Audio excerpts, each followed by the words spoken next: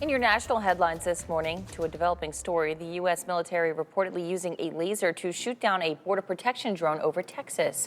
Members of Congress are raising the alarm about this. It comes just weeks after the airspace around El Paso, Texas was suddenly closed, sparking confusion and chaos. ABC's Nicole D'Antonio has details.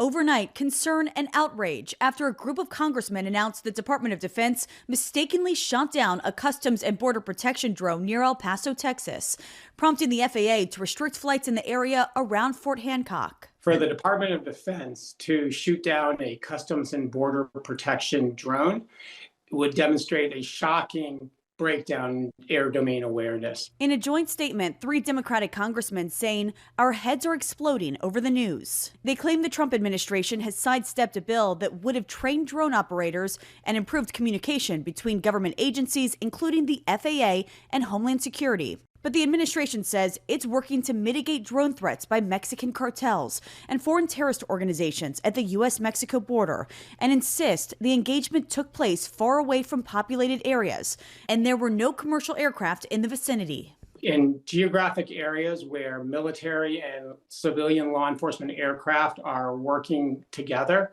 there's always good communication and coordination. So it's unclear to me why at the southern border right now that type of coordination doesn't exist. Earlier this month, an anti-drone laser was deployed by Border Patrol without FAA coordination. That prompted the temporary closure of airspace over El Paso. One source said the laser was fired at a balloon, while the administration said it was fired at a Mexican cartel drone. I don't want to hear the spin. I don't want to hear the cover-up. I want to hear the facts. We saw how the lack of coordination between the FAA and the Department of Defense can lead to widespread confusion. No, I don't think there's a lack of communication. We all know each other well, and we all communicate well.